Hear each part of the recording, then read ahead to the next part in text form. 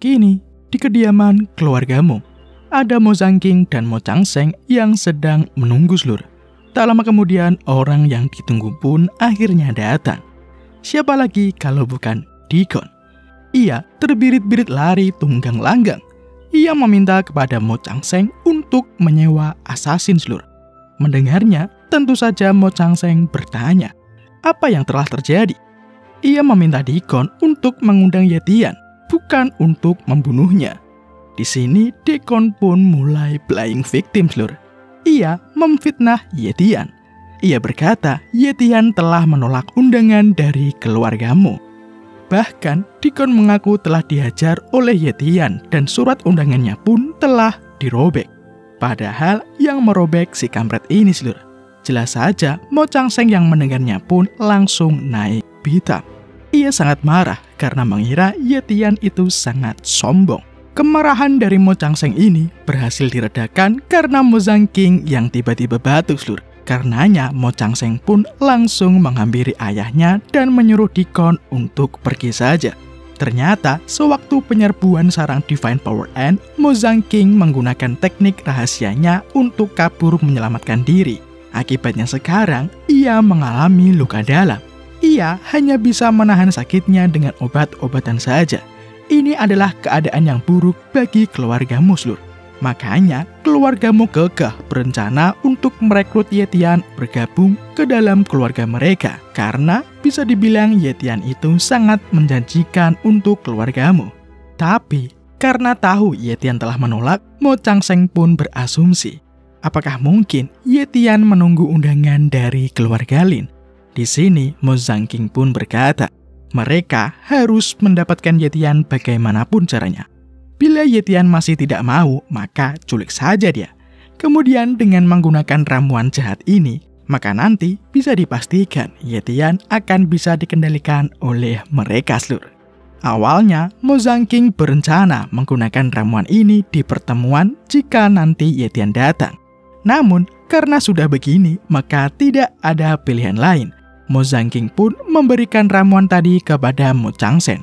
Ia memerintahkan Mo Changsheng untuk mengeksekusi rencananya seluruh. Tugas dari Mo Changsheng adalah mencuci otak dari Ye Tian.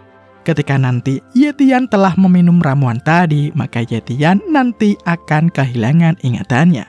Mo Changsheng harus memberitahu Ye Tian bahwa Ye Tian itu adalah anak haram dari Mo Zhangqing.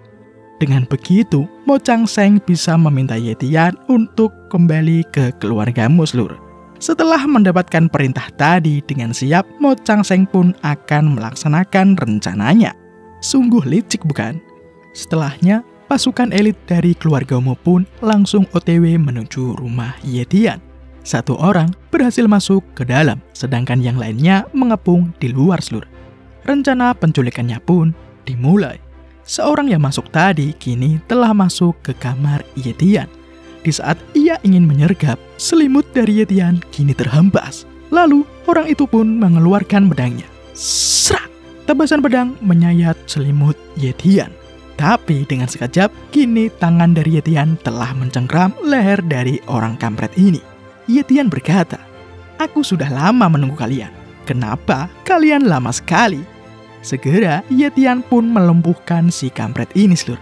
Dikarenakan si kampret ini tak kunjung memberi laporan, anggota lainnya pun terus menanyakan lewat earphone. Kemudian Ye Tian pun mengambil earphone tadi lalu menjawab bahwa misi telah sukses. Ia akan melemparkan tubuhnya keluar. Karena suaranya beda, tentunya ketua kelompok tadi pun sangat shock seluruh. Siapa kau? Lalu, biar! Ye Tian melempar jasad orang yang masuk tadi keluar. Karenanya sekarang, ketua kelompok ini pun memerintahkan semua anggotanya agar berhati-hati seluruh. Ia berasumsi, Ye Tian pasti sudah memanggil bantuan. Tak lama kemudian mereka pun merasakan ada orang yang mendekat. Tapi mereka tak bisa melihatnya.